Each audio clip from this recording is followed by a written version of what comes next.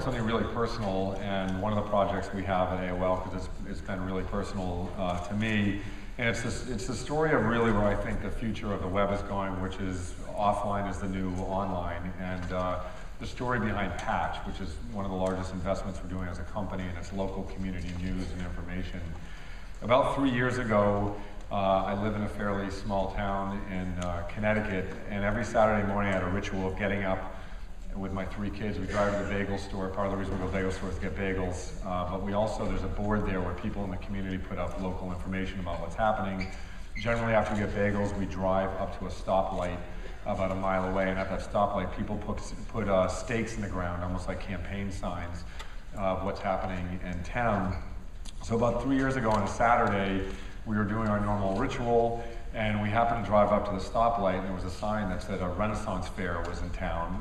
So I took my kids over there, and when I got to the Renaissance fair, there was only about 20 kids there, and it was the most amazing fair I'd ever seen. There were real live Renaissance people fighting with real swords, and people who were very steeped in the history of the Renaissance period, and really explaining to kids how the Renaissance came about, what everything from the art, culture, war was about, and it was probably the best event I had been to in my town in the last 10 years, but nobody was there, and every kid in town should have been there, so that stuck in my mind. Later that day, my father-in-law moved to town, and he lives in a condo development, which at the end of the street, the condo development's on, there's a community center in a former school where every Saturday there's hundreds of kids out there that play soccer and lacrosse and rugby, and people speed down the street. It's a double yellow street, but people drive much too fast on it, and anybody who's a parent notices that.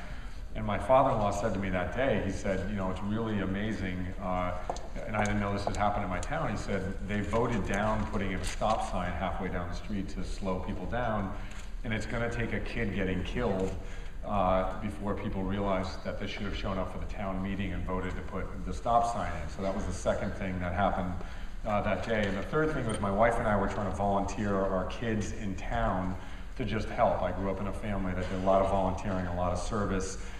So I went online to just find out that weekend, maybe the next day or later that afternoon, what we could do in town to volunteer, and there was literally no information about it. There was one site that I could find, which was a regional kind of county level site for volunteering, but it didn't really have any information on it. And that night, my wife and I were talking about it. I said, this morning, every kid in town should have been at that Renaissance fair.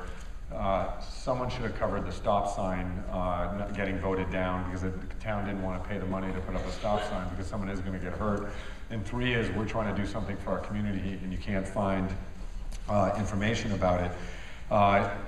So we decided that night, I decided to just do more research. So I spent about 3 months researching all the information that was available in our community. I started getting the local newspaper, and I would go through on the weekends and write down, basically take statistics of how many stories were local versus national, and all the information that was online, from volunteer information to community information to events. And at the end of it, I had a pretty robust set of data about what was available in towns, in my town, and I called a local newspaper, and I essentially gave them the idea for Patch. And what Patch is digitized. Towns typically have between 2,000 and 4,000 websites. They should have about 8,000 websites if you were to add up all the information in town that should be online. So I explained to the local newspaper what I thought they should do business-wise. The person I spoke to on the phone had just gotten back from covering one of Obama's campaigns, kind of a launch of a campaign tour, and I said to it was the managing editor of the paper, I said, you know, I love the fact that you're covering Obama and the presidential race, but I'm actually more concerned that, you know, the local newspaper should cover things locally, and I gave him the examples of what I had looked at over the last 3 months, and after 45 minutes, the person nicely said, I'm not interested in this, we have a great newspaper, we don't need help, and hung up. And from that point forward, I decided to put a personal investment. I co-founded Patch with a person named John Broad, who's at AOL, who runs Patch and is the CEO of Huffington Post Media Group. And we decided to hire 10 engineers, build a town platform that I think every town in America or every town in the world should have. We launched the town and launched Patch in 3 towns in New Jersey, and tested it for roughly a year just to see what happened, what people used, what they didn't use, and we decided to hire full-time journalists in each of the towns, and that's a core premise. So Patch, from the time a few years ago, now is in 825 communities in the U.S. There's journalists in all those communities. We hire journalists on top of that, and freelancers and a whole set of other people to collect information. We digitize everything in the town, so we get all the school information, government information, business listings, religious information, events, and put it all so at the zip code level in your town, we basically have curated or created the information for your town. And we're seeing incredible results. Towns that have been up for 3 to 6 months have typically about an 85% penetration rate, implied penetration rate. The best judge we can do is 85% of the population is on Patch at least once a month in those towns. And we haven't really focused on monetization yet. We're just starting to do that. But what we focused on was how do we actually help communities out. So I want to fast forward till today, from the time the bagel store, the stoplight, and the stop sign not happening. On May 31st, Governor Christie in New Jersey landed a helicopter. You may have seen that story at his kid's baseball game.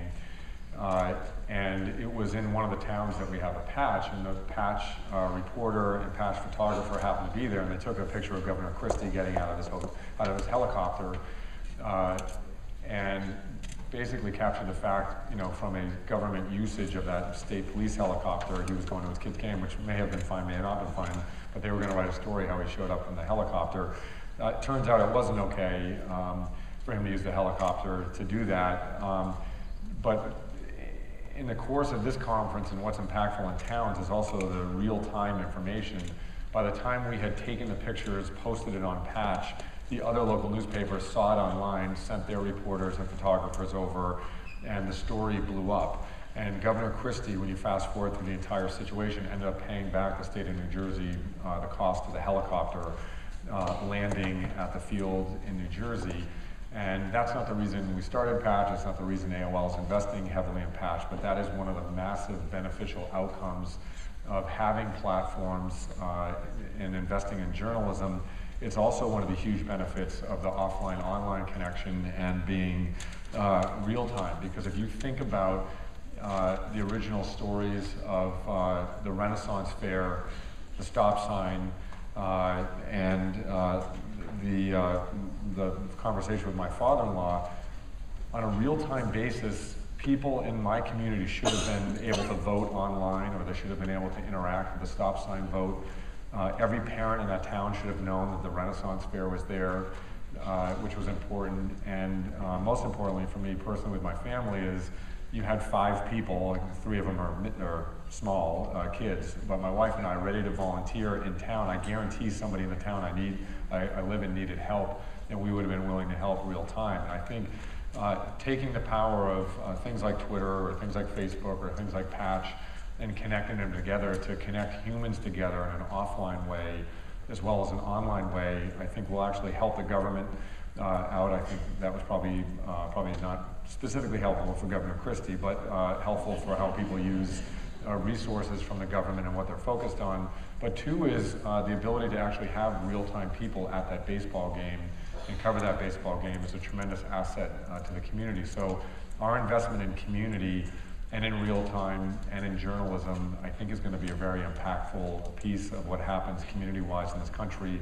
in the future. I'm sure other people will do it, but I think we're putting the single largest investment in communities in the United States in this space. And I'm really happy about it, I'm really excited about it, and I think hopefully we're going to make it into a great business as well.